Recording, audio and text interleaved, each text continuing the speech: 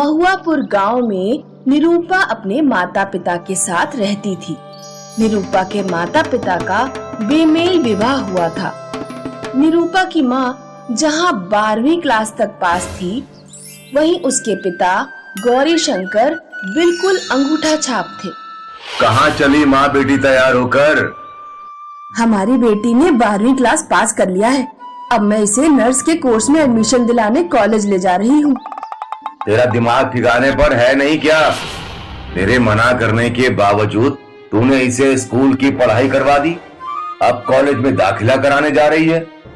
तुझे पता भी है कॉलेजों में क्या होता है? लड़के लड़कियां हाथ में हाथ डाले घूमते हैं। ज्यादा इसे पढ़ाएगी लिखाएगी, फिर इसके लिए पढ़ा लिखा लड़का कौन ढूंढेगा? पढ़े लिखे लड़के शादी में लाखों रुपए मांगते हैं। आपको जो बकना है बकते रहिए। मैं अपनी बेटी को जरूर पढ़ाऊंगी। आज लड़कियों का अपने पैरों पर खड़ा होना उतना ही जरूरी है जितना लड़कों का। मैं जानती हूँ निरूपा एक न एक दिन हमारा नाम जरूर रोशन करके दिखाएगी। निरूपा की माँ निरूपा को नर्स के कोर्स में एडमिशन दिला देती है। फिर एक दिन निरूपा का बर्थडे आता है।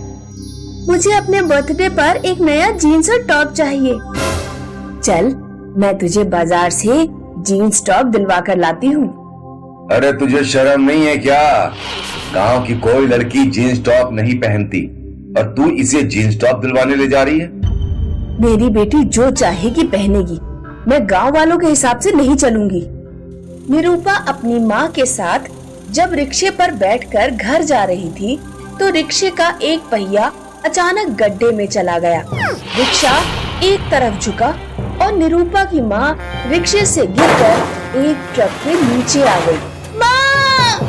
निरूपा की माँ की मृत्यु होते ही निरूपा के ऊपर मुसीबतों का पहाड़ टूट पड़ा। निरूपा के पिता ने उसके कॉलेज जाने पर रोक लगा दी। बहुत हो गई पढ़ाई लिखाई, कल तुझे लड़के वाले देखने आ रहे हैं। 7 बीघा जमीन है लड़के की बाप की। ऐसा बढ़िया घर दोबारा नहीं मिलेगा। पिताजी, मैं शादी नहीं करूंगी। अरे तू करेगी, मैं भी देखता हूँ तू कैसे नहीं करेगी। गौरी शंकर निरूपा की जबरदस्ती शादी कर देता है। 2 साल बीत जाते हैं। निरूपा अपनी ससुराल में चूल्हे चौके में पिसती रहती है।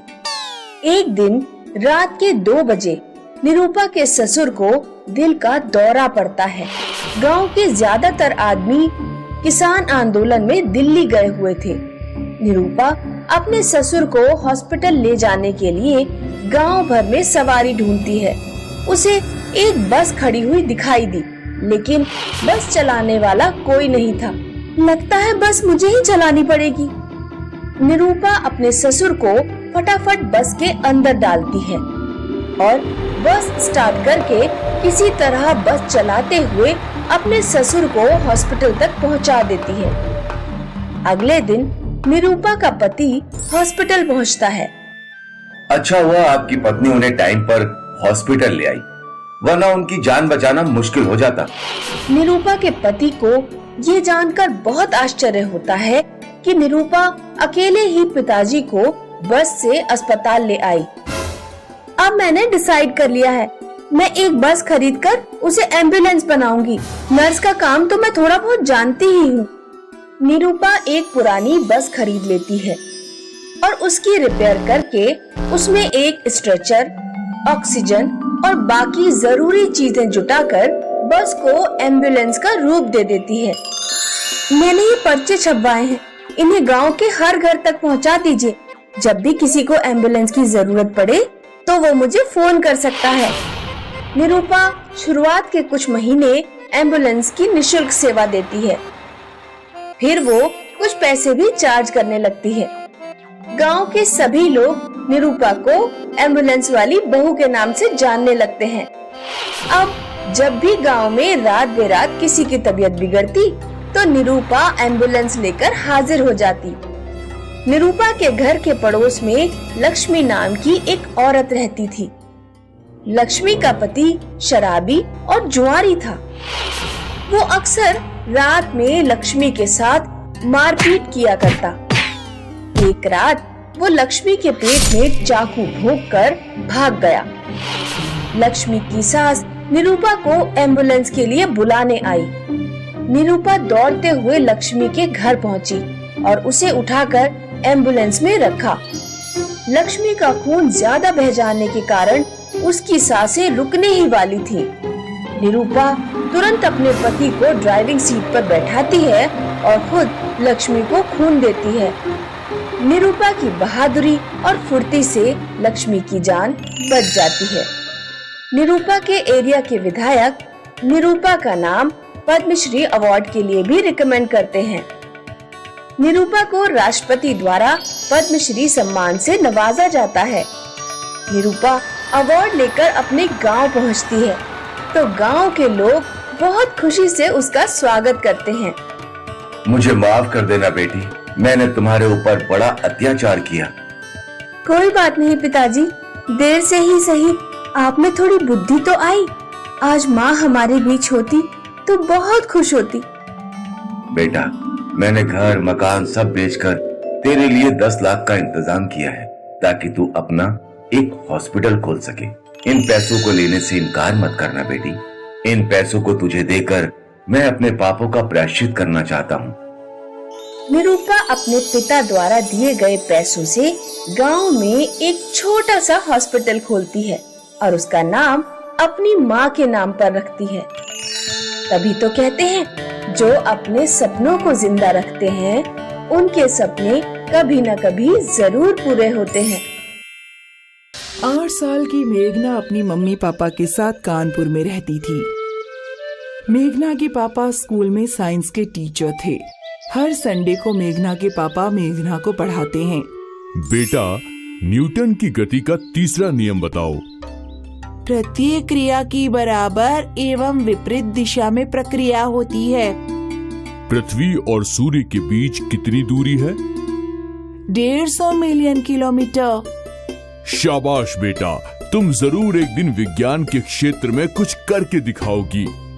मेघना अक्सर अपने पापा के साथ रात में छत पर आ जाती और तारों से भरे अंतरिक्ष को देखकर तरह तरह के सवाल पूछती रहती। पापा, मैं अक्सर 2 चलते हुए तारों को एक दूसरे की ओर आता हुआ देखती हूँ, लेकिन वो एक दूसरे से कभी टकराते क्यों नहीं है? बेटा, वे एक ही लाइन में नहीं चल रहे होते। कोई ऊपर होता है और कोई नीचे, लेकिन दूर से देखने पर दोनों एक ही लाइन में चलते हुए दिखाई पड़ते हैं। एक दिन मेघना के पापा जब ड्यूटी से लौट कर आते हैं तो बहुत उदास होते हैं। क्या हुआ, आज आपका चेहरा इतना उदास क्यों है? मेरी नौकरी छूट गई है। स्कूल वालों ने स्टाफ की छटनी कर दी है। कल से मैं शहर के बाकी स्कूलों में नौकरी की तलाश करूंगा। अगले दिन मेघना के पापा शहर के सभी स्कूलों में जाते हैं, लेकिन दुर्भाग्य से किसी भी स्कूल में खाली जगह नहीं होती। मेघना के पापा घर लौट कर कहते हैं, मुझे कहीं नौकरी नहीं मिल पाई। हमें ये किराए का मकान खाली करना होगा। पापा, फिर हम रहेंगे कहाँ पर? बेटा, शहर में तो अब गुजारा मुश्किल है। हमें गांव चलना होगा। अब मैं गांव में ही खेती किसानी करूंगा और YouTube पर बच्चों को पढ़ाऊंगा। मेघना का परिवार गांव में लौट जाता है। मेघना के पापा मेघना का एडमिशन सरकारी स्कूल में करा देते हैं और रोजाना शाम को उसे खुद पढ़ाते हैं। कुछ साल बाद मेघना बड़ी हो जाती है और दिमाग इतना तेज हो जाता है कि वो 12th क्लास ग्रेजुएट के क्वेश्चन सॉल्व करना सीख लेती है। एक दिन स्कूल में साइंस मॉडल कंपटीशन होता है। मेघना एक रॉकेट का मॉडल बनाती है। कंपटीशन में मेघना को फर्स्ट प्राइज मिलता है। तभी गांव में कोरोना नाम का एक वायरस फैल जाता है, जिसकी चपेट में मेघना के पापा और मम्मी भी आ जाते हैं। मेघना के पापा की मृत्यु हो जाती है और माँ बीमार पड़ जाती है। अब मैं मरने से पहले तुम्हारी शादी कर देना चाहती हूँ। अब तुम्हारे पिताजी तो हैं नहीं। अगर मैं भी मर गई तो कौन तुम्हारी शादी ब्याह की जिम्मेदारी संभालेगा? मेघना की माँ मेघना की शादी गांव के ही एक लड़के से कर देती है। एक दिन मेघना अपने पति से कहती है, सुनिए जी, मेरा 12th क्लास कंप्लीट हो चुका है। अब मैं शहर जाकर यूनिवर्सिटी में एडमिशन लेना चाहती हूँ। लेकिन शहर तो यहाँ से बहुत दूर है। मैं वहीं पर एक कमरा किराए पर ले लूंगी। मैं हर संडे को यहाँ पर आ जाया करूँगी। मेघना का पति समझ जाता है कि मेघना बहुत जिद्दी है, वो अपनी पढ़ाई पूरी करके ही मानेगी। मेघना शहर में एक रूम ले लेती है और कॉलेज में पढ़ने लगती है। एक दिन मेघना जब अपने घर पर आती है तो अपने पति को बताती है, हम लोग कॉलेज में सूरज पर जाने वाले रॉकेट के प्रोजेक्ट पर काम कर रहे हैं। अगर हमारा प्रोजेक्ट अच्छी तरह बन गया तो हमें इसरो में काम करने का मौका मिलेगा। अरे ये इसरो किस चिड़िया का नाम है? इसरो यानी इंडियन स्पेस रिसर्च ऑर्गेनाइजेशन। वही भारत में सब रॉकेट वगैरह छोड़ता है और स्पेस की टेक्नोलॉजी पर काम करता है।